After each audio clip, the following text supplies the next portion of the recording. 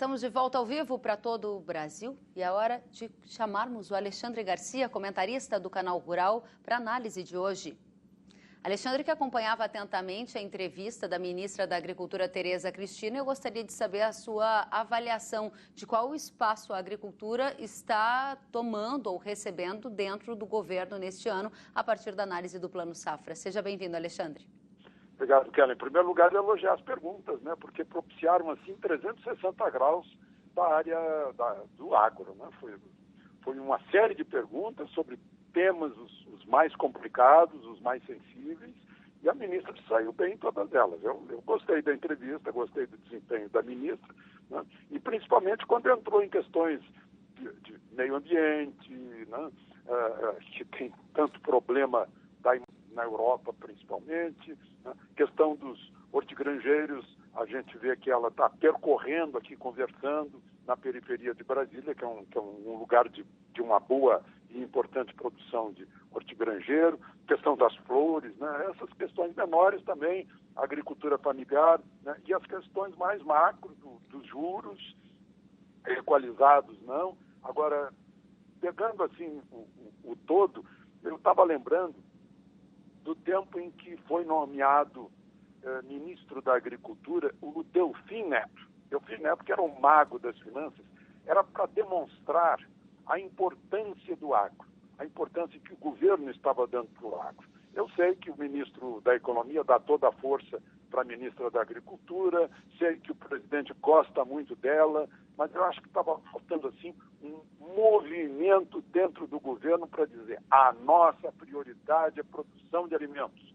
para os brasileiros e para os que quiserem comprar os nossos alimentos da agricultura e da pecuária, né? Porque é o grande futuro, inclusive para aliviar as cidades em termos demográficos. As pessoas levaram um susto com a Covid, né, que toda hora a mensagem evite aglomeração, e passaram a sonhar com o espaço do campo. O campo ainda tem espaço para muita gente, para produzir muito mais, né? Eu acho que deveria haver essa mudança, vai haver essa mudança, mas dentro do governo deveria haver essa prioridade, porque afinal é o agro que está sustentando esse país já há bastante tempo.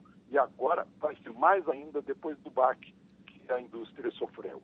Então, eu acho que o agro e a ministra, essa área está em boas mãos, a ministra está desempenhando com perfeição, agora anunciou uma coordenação de todas as secretarias, né? Eu fico pensando, eu olho as secretarias e vejo, puxa vida, como é que ela consegue, né? Agora vai ter um auxiliar, alguém que já foi aprovado numa das secretarias, da Secretaria de Política Agrícola, para tocar essa coordenação e coordenar nesse período pós-Covid os trabalhos do incentivo. Agora, eu ouvi a ministra falar várias vezes, né, sobre campanhas, sobre imagem. O problema é que a agricultura também sofre uma certa militância contra o governo, né? Basta a gente pegar o noticiário. Uma grande notícia, como é o Plano Safra, ficou meio no cantinho, a não ser nos órgãos especializados em notícias do agro, né? Ficou no cantinho porque é mais ou menos assim, eu costumo dizer, o que é ruim a gente mostra, né? O que é bom a gente empurra um pouquinho para escanteio ou simplesmente omite.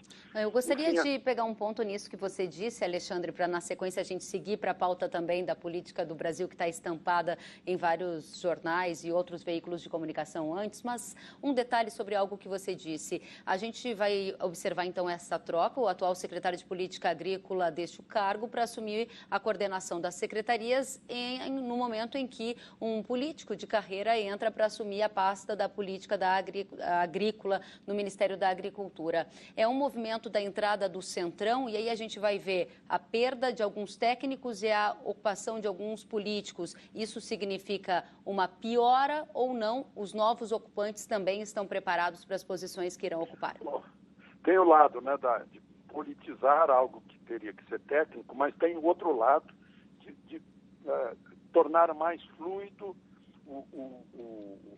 mais fluida a conversa nos plenários da Câmara e do Senado.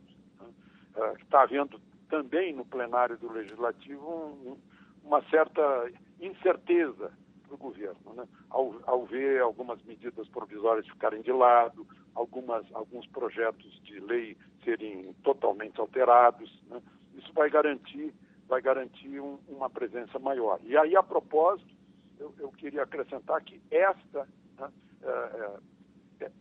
crescente importância do agro, impulsionada pela própria crise sanitária, acho que também vai fortalecer a bancada do agro no Congresso Nacional, na Câmara e no Senado, e é a grande oportunidade para essa bancada defender as suas posições e valorizar ainda mais o setor que tem o valor já intrínseco, que é o que produz alimentos, mas que pode crescer ainda mais.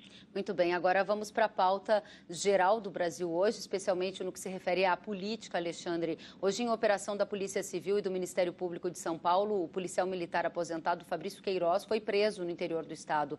Queiroz é ex-assessor parlamentar do gabinete de Flávio Bolsonaro e, na época, que ele era deputado estadual no Rio de Janeiro. A prisão faz parte, Alexandre, daquele desdobramento da investigação que apura o esquema de chamadas rachadinha na Assembleia Legislativa do Rio de Janeiro, que é um desvio de verba pública por meio da devolução parcial de salário pelos assessores. Qual o reflexo desta operação no governo Bolsonaro? Pois é, a gente imagina que parece que há uma certa coordenação de medidas nessa área para enfraquecer o governo, né? São dois pesos e duas medidas em quase tudo que a gente vê aí. No tempo em que MST tocava fogo no Ministério da Agricultura, quebrava o Congresso Nacional Itamaraty, né? A gente não viu acontecer isso, né? Agora mesmo as pessoas quebraram bancos em São Paulo, tocaram fogo na Bandeira em Curitiba, entraram armadas em manifestações, mas são chamadas de democratas, né? Os outros que apenas mostram faixas pedindo fechamento de Congresso, de Supremo e tal, que jamais vão conseguir, né? que é talvez um desabafo, mas uma crítica também, são tratados de modo diferente. Agora, eu vejo aqui, eu estou com a lista aqui dos deputados estaduais do Rio de Janeiro. O Flávio é suspeito, aliás, é apontado como autor de movimentações suspeitas pelo COAF de R$ 1.200.000. Ele é o 19º em valor. O primeiro está lá com 478 milhões de reais. A segunda, 81 milhões de reais. O terceiro, 50 milhões de reais. Mas foram atrás do Queiroz, tudo bem, deve pagar. Já está indo para o presídio de Benfica, lá no Rio de Janeiro, né? Há ordem de prisão para a mulher dele. E também foi feita a busca e apreensão na secretária do gabinete do senador Flávio Bolsonaro, que ela trabalhava também na Assembleia Legislativa, né? Agora, a possibilidade também de pôr na frente, nesse momento, do Queiroz, uma delação premiada já prontinha, assina aqui que eu libero a tua mulher, né? Então, a gente fica com o pé atrás num caso desse, numa operação dessas assim, Tá certo. Que surgiu mais ou menos junto com outras operações semelhantes, né, tendo o mesmo objetivo. Alexandre Garcia, muito obrigada pela companhia ao vivo. Seja bem-vindo, volte sempre. Até a próxima. Obrigado, Kellen. Até a próxima.